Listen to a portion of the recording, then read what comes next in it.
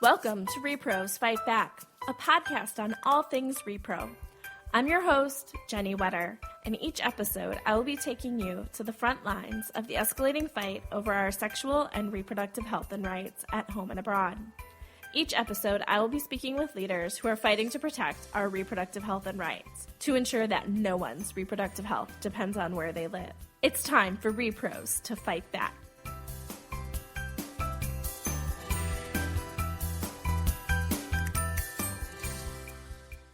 Welcome to this week's episode of rePROs Fight Back. Today we're going to talk about sex education.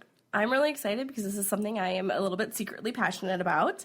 So helping me dig into this, I'm really excited to have Jessie Boyer from the Guttmacher Institute with me today to talk all things sex education. So welcome, Jessie, and thank you for being here. Thanks, Jenny. Really happy to be here since this is pretty much a not-so-secret passion of mine. I'm happy to dig into sex ed policy. All right. So before we get too far into this, we need to do some basic scene setting so that everybody is on the same page. We want to make sure that when we say things, people know what they mean. So we want to make sure we do some terminology definition. So what do we mean when we talk about comprehensive sexuality education? Great. So comprehensive sex ed is one of those terms that people bring whatever their preconceived notions and oftentimes their own experience with sex ed to what we mean when we say comp sex ed or comprehensive sexuality education. But really in the policy arena, when we're talking about comprehensive sexuality education, we're talking about sequential learning, ideally K through 12, where young people are building their education and skills related to a whole range of topics that are grounded in science, that are medically accurate and complete, that are age and developmentally and culturally appropriate, and that's on a whole host of issues related to sexual health. So it's human development, it's healthy relationships, it's personal safety and communication, as well as pregnancy and reproduction, HIV and other STD prevention, and sexual health and sexual behaviors, including abstinence. But I think what's really critical to remember when we're talking about sex education is that education part, that the goal of sex education is to equip young people with the information and skills that they're going to need and that they have the right to lead sexually healthy lives across their lifetime. Well, that's not super familiar to me, only in that is absolutely not the kind of sex education I had. I had this next one, which is abstinence only. What do we mean when we say abstinence only? Yeah, and unfortunately, you are not alone. That an abstinence-only program or approach or intervention is unfortunately what a lot of us in our general age, if you grew up in the 80s, 90s, early aughts, and today, unfortunately, you're likely to receive abstinence-only programs as your sort of fake mode of education. And why abstinence-only programs are so different than sex ed is that the goal is different. Rather than the goal being about educating young people, the goal is about promoting a single course of preventing and avoiding any sexual activity until marriage. Now, pretty blatantly, we're also seeing abstinence-only programs really focusing around the concept of preventing poverty as part of the ideological motivation behind the approach. Yeah, mine was very much as we like to say, the Mean Girls variation of sex education. Like, you're going to have sex, here are all these horrible diseases you'll get, and you'll die. You're going to die. Yeah. And unfortunately, that's a pretty common content within abstinence-only programs is that fear and shame-based as opposed to building skills and building comfort around one's own sexuality. There are two very different types of programs. So what does the research tell us about comprehensive sex education versus abstinence only? Yeah, well, fortunately, we have decades worth of research looking at the different components of these whole range of approaches to adolescent sexual health, everything from randomized controlled trials, looking at evaluation of specific interventions, looking at specific content of programs. And the research is pretty clear in that the preponderance of the last 2 decades worth of research shows that abstinence-only programs, and again, those are programs that are emphasizing abstinence, and particularly abstinence outside of marriage, not only are ineffective at their primary goal of young people delaying sex until marriage, but oftentimes can end up actually harming young people because of their fear and stigma and shame-based content. On the other hand, there's a whole host of research that shows that programs that include more components of comprehensive sex ed, so building off of abstinence, including contraception information, building in information about healthy relationships and consent, and breaking down gender stereotypes, actually end up, when compared to students who participate in abstinence-only programs, these young people are delaying when they have sex for the first time. And when they do end up having sex, they're actually more likely to use contraception or condoms. So therefore, demonstrating that more information means that young people are better equipped to make informed and autonomous decisions about their sexual health. I know after having abstinence, I was definitely not prepared. I didn't have the stuff about healthy relationships. And so, there's just so many skills that you didn't get that you might have gotten or would get in a comprehensive sex education setting versus abstinence. Yeah, and I think what oftentimes happens, unfortunately, in the debate, in this sort of false choice between abstinence only versus comprehensive sex ed, is this false notion that comprehensive sex ed is about everything but abstinence, when obviously the purpose of that education is to provide information, including abstinence, as a way for young people to make their own informed decisions. And it's unfortunately this concept of a one-size-fits-all approach on the abstinence-only proponents' motivations that doesn't provide young people with the tools they need, whether they have sex as a young person or if they do choose to wait to have sex until they're older. When you talk about comprehensive sex ed, a lot of people assume abstinence isn't there, but then they also assume that it's just about sex, and it misses a lot of the broader conversations that are part of it, whether that's consent or what a healthy relationship looks like, or even stuff with gender-based violence that gets put into some of these programs that doesn't get talked about. You just hear the arguments about sex. Yeah, and I think because we as a society bring so much weird stigma and prudishness, frankly, around sex and sexuality and sexual health, and remembering too that we are likely, many of us now who are engaging both in policy and in society, likely also received abstinence only. So a lot of those messages sort of permeate our own ideas about how we talk about sex, and there's nothing wrong about sex ed, including information about sex and sexual health and sexual behavior. That obviously is a critical component. But absolutely, when we think about what education, and particularly when we have more than 50 million young people in public schools in this country, it's such an opportunity to talk about things about how young people are critically analyzing and assessing the messages that they're getting in media about sex, the messages that they're getting online and with their peers about sex and sexuality and, assumptions. And because the research here is so compelling, yes, we know overall the benefits of programs that include more topics beyond abstinence, but even things like looking at programs that are specifically working on breaking down gender stereotypes have been demonstrated to show that young men are less likely to be physically violent when they have gone through programs that are very clear in breaking down, male-female gender quote-unquote norms. Yeah, and especially when you see abstinence, you definitely see a very focus on a heteronormative frame, and you don't really hear about any LGBTQ issues that you can hear more about often in comprehensive sex.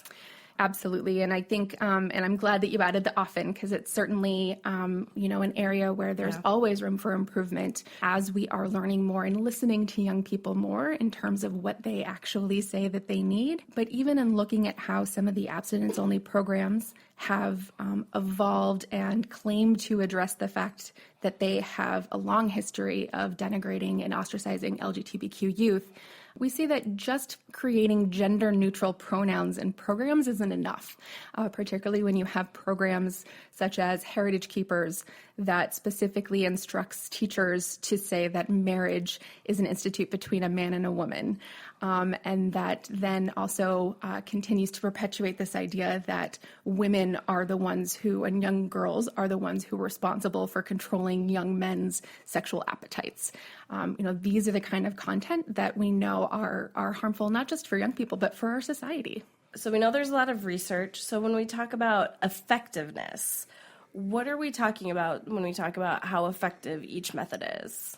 Yeah, efficacy is such an interesting concept when we're talking about education, which I think sometimes gets lost in this, and why remembering that the goals of sex ed versus the goal of abstinence-only programs are different, because the efficacy and outcomes of sex ed are frankly much harder to measure. In fact, I believe that there was an estimate done within a federal agency once in terms of trying to figure out how long and how much it would cost to do a randomized controlled trial of a K through 12 comprehensive sex ed in a school, right? And we're talking over 20 years. We're talking, I think at the time, the estimate was over $3 billion. And so instead, what we're looking at is sort of the trends of what those outcomes look like. So with programs that do include information beyond abstinence, we see that these programs are more likely to improve students' educational outcomes. They're more likely to help young people build healthier relationships. You know, in addition to supporting young people's improved use of contraception and condoms, and reducing sexual violence and sexual abuse and bullying, while at the same time looking at abstinence-only programs, it's actually a bit easier to talk about efficacy because there is none when we look at their goal of young people delaying, in research terms, sexual initiation. The research just isn't there. That consistently, while there may be shorter term, 3 or 6 month blips while young people are participating in these programs, in the long term, abstinence-only programs aren't effective at their own goal. And I think we can't forget that it's not just that they aren't effective at their own goal, it's that they are harming young people in the process. And I know there's a huge range of what kind of sex education people are getting and where the decisions are made. So what determines what kind of sex education a student gets?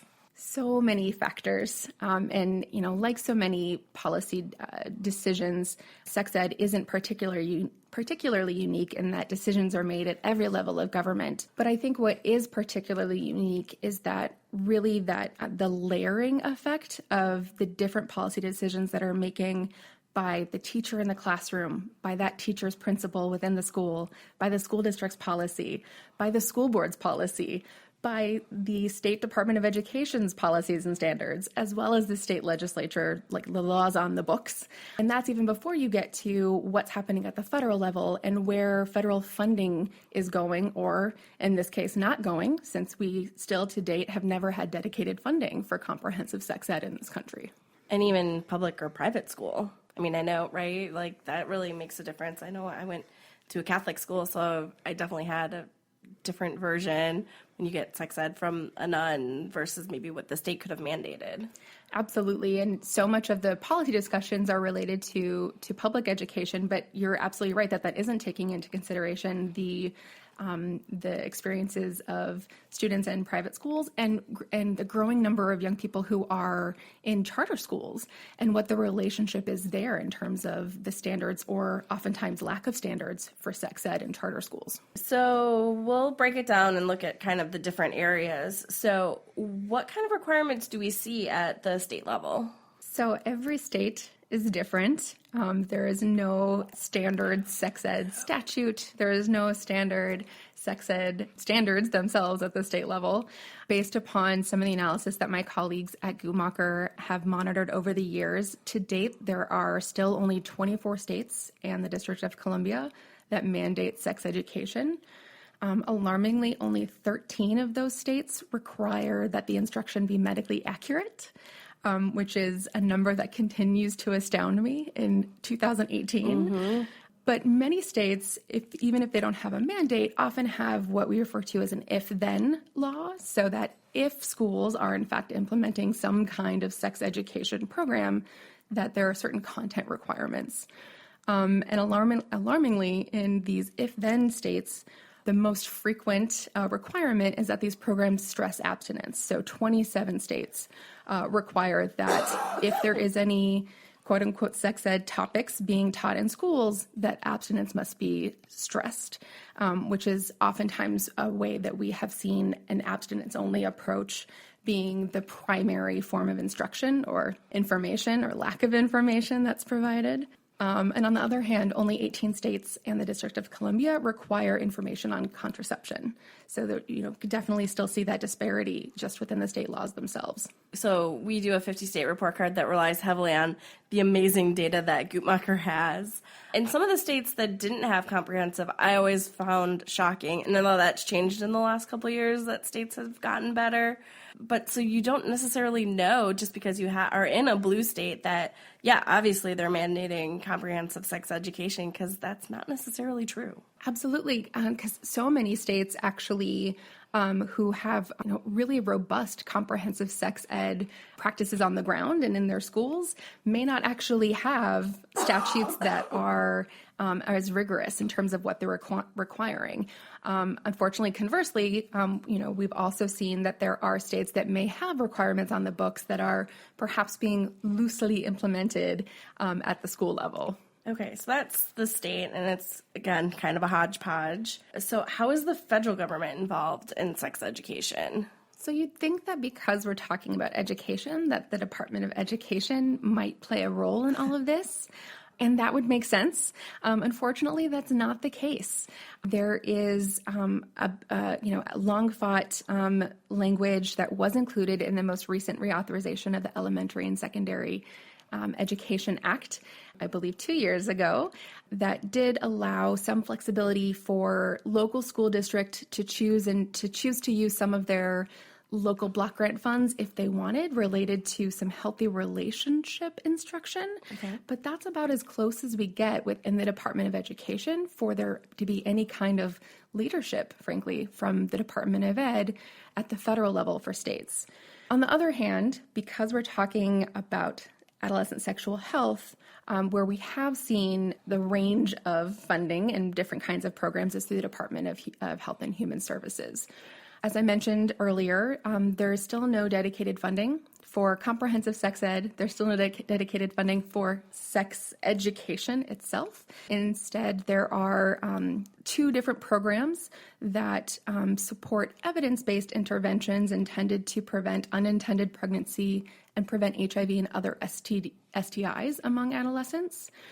These are the Teen Pregnancy Prevention Program, which has certainly gotten a lot of coverage in the last couple years, yes. Sadly, due to attacks from this administration, as well as a program that has gotten a little bit less coverage, the Personal Responsibility Education Program, or PrEP, which it primarily awards states resources not only for interventions for pregnancy, HIV, and other STI prevention for adolescents, but also requires programs that include topics related to adulthood preparation. So more of an opportunity for healthy relationship and communication building skills beyond just the sexual health focus.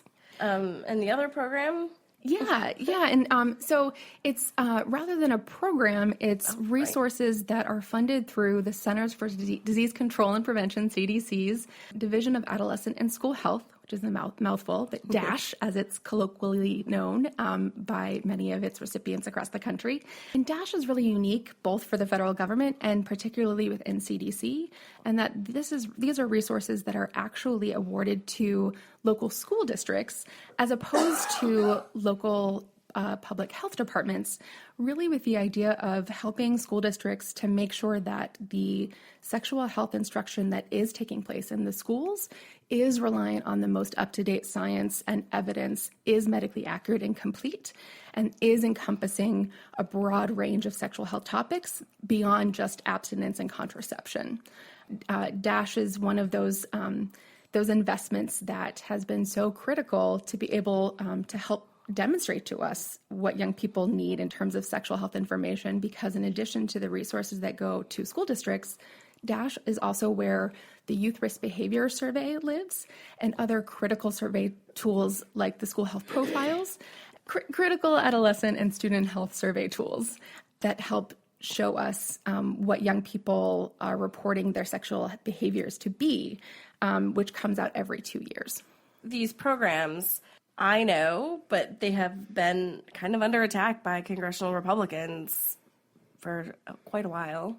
Yeah, and unfortunately, while it's not necessarily the case at the local and state levels that sex ed is a bipartisan issue, unfortunately, in the United States Congress, that is currently the case, that at least under this current Congress and particularly with this administration, we've seen particular attacks against the Teen Pregnancy Prevention Program.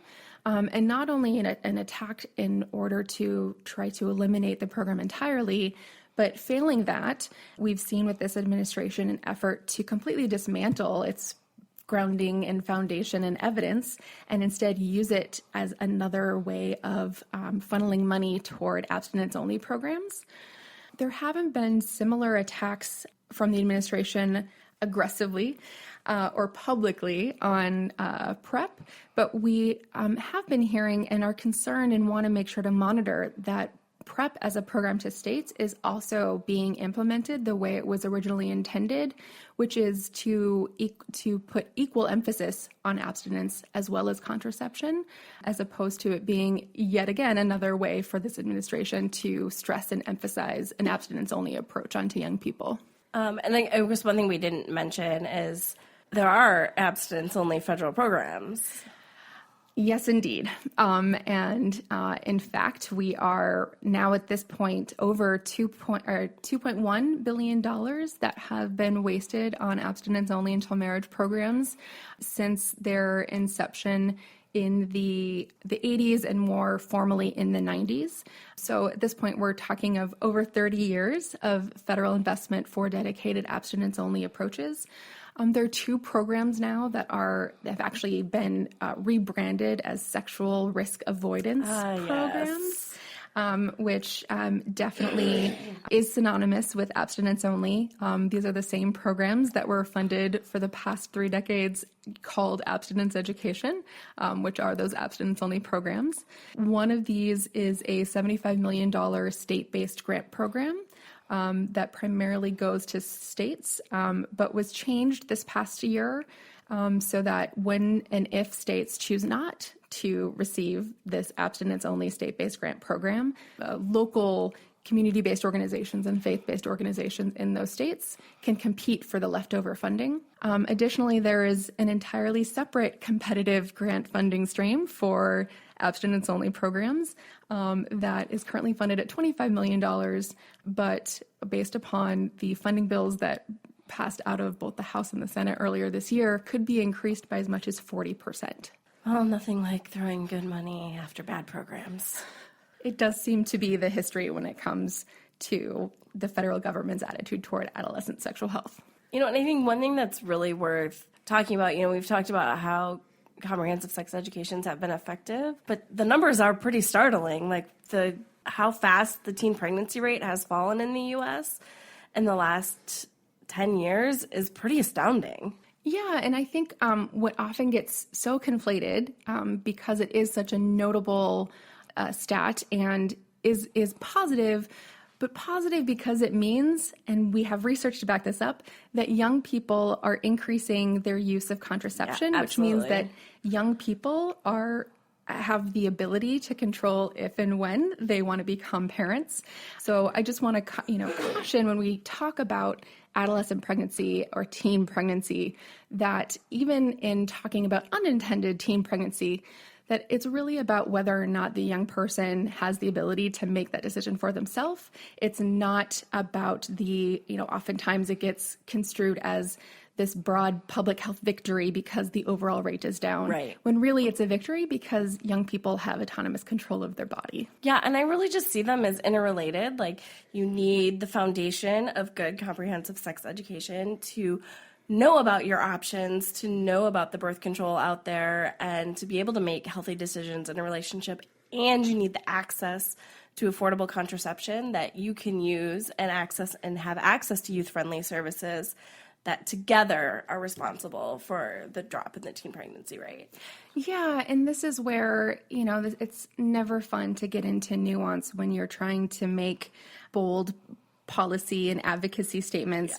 But I think the nuance is really important here, that when we're talking about the historic decline in the adolescent pregnancy and birth rate in this country, what we know based on the research is that that's driven by increased and improved use of contraception by young people. We don't have the data and the research to draw that direct line to comprehensive sex ed, to abstinence only, to any one single thing. There are many different factors. But what we do know is, just by using logic and being rational, is that if young people are accessing contraception, and that is driving this decline at this population level rate, that programs that either misconstrue or withhold or give incomplete information about contraception certainly aren't going to help contribute to that continuing decline. Whereas we do have the research from programs that incorporate topics that are prevalent in comp sex ed that do demonstrate that it helps young people learn about and build skills and learn how to access and use contraception. So, it's those dotted lines, and especially representing a research organization, want to be really clear that we can't jump to the conclusions. And certainly because we don't have dedicated funding for sex ed, and especially because what funding there is for adolescent pregnancy prevention and HIV and STI prevention programs through TPP, and PrEP is so limited that we can't draw a direct line other than to say that we know that it is a critical first step toward helping to continue young people be able to access that information and services. So I know we touched on this a little bit, but what has changed since the Trump-Pence administration took office? One of the things, it's certainly not as if, I mentioned that this is a 30-year trend, unfortunately, at this point, of federal wasted investment in abstinence-only programs. I think what's most notable is that, and this was perhaps a cliche that was used a bit too much early on in the Trump administration, but it's a bit of the fox guarding the hen house, in that the person and people now who are best positioned to determine the direction of federal investment are themselves lifelong community leaders of the abstinence-only movement. I believe Valerie Huber is a very commonly known name at this point for folks who have been paying attention or seeing some of the headlines around the Teen Pregnancy Prevention Program. Valerie is the former head of the National Abstinence Education Association, which then became the organization called Ascend. And so we're seeing the political appointees within this administration in the position to determine how to redirect some of the funding that's intended for evidence-based programs, not abstinence-only programs. I think another thing that advocates of comprehensive sex ed are really aware of is that because decisions are so localized when it comes to sex education, is thinking about the long-term effects of this administration and the role that federal funding plays on the decisions that get made at the community level, and seeing how communities are having to adapt in order to be able to continue to get any kind of federal funding, to be able to offer some kind of service and intervention for young people in their community, that I think there's going to be long-term effects that we really won't fully be able to wrap our head around long after this administration. Whether or not we continue to fund abstinence-only programs, the implementation of programs doesn't just change on a dime across this country, right, particularly because we are talking about every program being a bit different in the community and different communities within a community where it's being implemented. So, yes, it's about an attack on the Teen Pregnancy Prevention Program or undermining the Personal Responsibility Education Program, but it's also about some of those long-term residual effects as this administration is challenging what evidence and science means and trying to redefine the outcomes to suit their own purpose to advance abstinence-only programs. One thing that always is so confusing to me is, really pushing for abstinence only. It kind of boggles my mind, and that, they say they're doing it to protect their kids and kind of sex shaming and stigma and all this stuff, but to me, it seems so basic. Like, don't you want to empower your kids with the tools to make healthy, informed decisions about their lives? And that's how I see comprehensive sex ed, is giving kids the tools they need to lead healthy, successful lives. The challenging thing is that is what the vast majority of parents and young people, and yes, because we're talking about policy, likely voters, also think. In fact, the most recent national polling that was published in 2017 found that 89% of likely voters supported sex ed in middle school, and an astounding 98% of likely voters supported sex ed in high school. So we aren't talking about unpopular concepts or unpopular policy. We're talking about a very vocal minority driven by ideologically motivated, coercive intent that abstinence is the only answer for young people. And again, I think it's important to stress that abstinence is absolutely an important choice for every individual to make for themselves. What we know, though, is that marriage is not a panacea answer. Young peoples and people of all ages don't suddenly understand sex and sexual health and sexuality just because they get married. And that this idea that more information breeds more comfort and more ability to make decisions that best suit where we are in our life is so critical to the discussion around sex ed versus, the idea of promoting a one-size-fits-all abstinence-only approach. So we talked about what's happening at the state level and what's happening at the federal level. What is happening at the school level? Yeah, and this is where we actually do have some really helpful data, that we are able to access because of the survey within CDC's Division of Adolescent School Health that tells us that actually only less than 40% of public high schools in the country are providing all 19 sexual health topics that CDC has identified as critical to ensuring student health. That percentage is alarmingly lower for middle schools at just 14% of middle schools. So even though we know that there are young people who are entering high school who are already sexually active, only 14% of middle schools are providing these 19. We're not talking about a huge number of topics, 19, sort of essential, critical sexual health topics.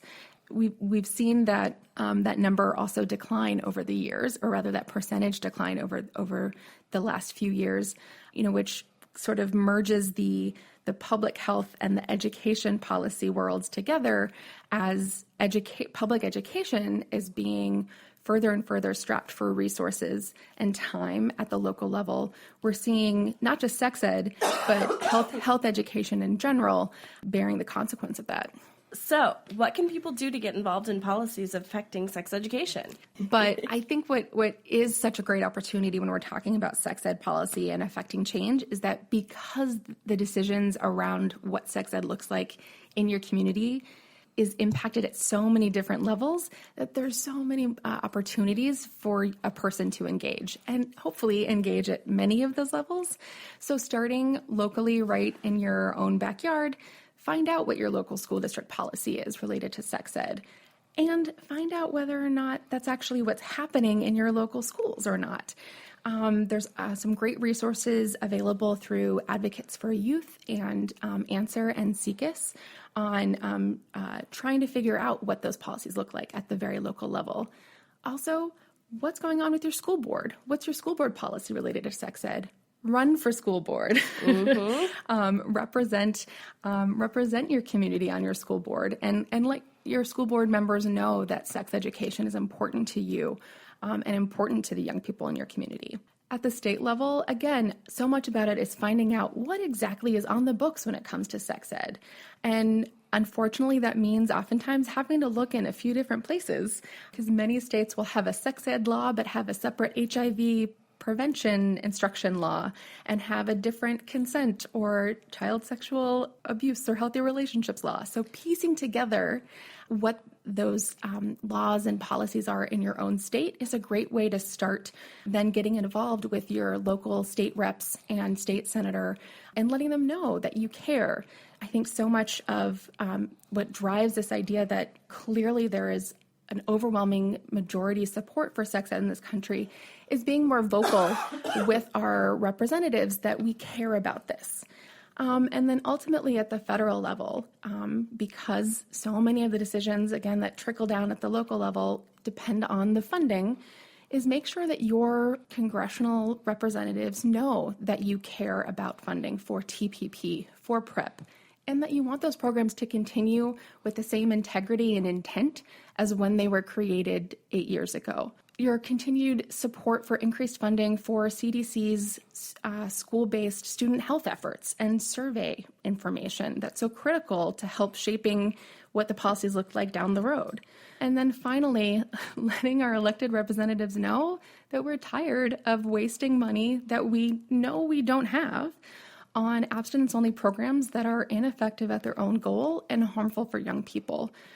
Over $2 billion is too much, and we shouldn't be at this point wasting an additional penny on these programs that we know aren't supporting young people's lifelong sexual health. And firmly with my C3 hat on, I can still say that find out what the candidates who are running in this cycle, how they feel about sex ed. Find out if they've even thought about sex ed. Go to town halls. Raise the question, let them know that you care and what you think about sex ed, and then ultimately vote on November 6th. Absolutely. And I think it's so important to talk about being vocal about this, whether it's at a school board or at a town hall, because the antis are. And we know that they're a much smaller group than us, but we need to be just as loud. Yeah, and I think that there is oftentimes, understandably, because there's so much going on in individuals' lives, in individuals' communities, in our country, in the world right now, right, that not everyone has the privilege and ability to make sex ed their number one priority. Right. And oftentimes I think that there is an assumption that for the most part, we're doing okay. And it really depends on where you grow up and what school you're in and what teacher you have, frankly, since that has such a huge impact on the quality of sex ed or lack of sex ed that you get. Finding out what is happening is such a huge way to then help inform you when you do decide, or if you decide, to be vocal about supporting sex education. Finding out more information about what's happening where you are and what your elected officials think and what their positions are in sex ed are so critical, because we know that young people don't have access uniformly to this information, that many young people are disproportionately affected by the lack of information and education that they aren't able to get. And that ultimately, whether it's the science and evidence and the research behind how sex education fulfills their need for information and access, ultimately, it's also their right. It's the right of every individual, and certainly and especially the right of young people, to be given the information, education, and skills that they're going to need to lead healthy sexual lives. Well, Jessie, thank you so much for being here. This was a lot of fun. Thank you. Happy to have a chance to dive into some of the challenging but exciting world of sex ed policy in this country. Great. Thanks for listening, everyone.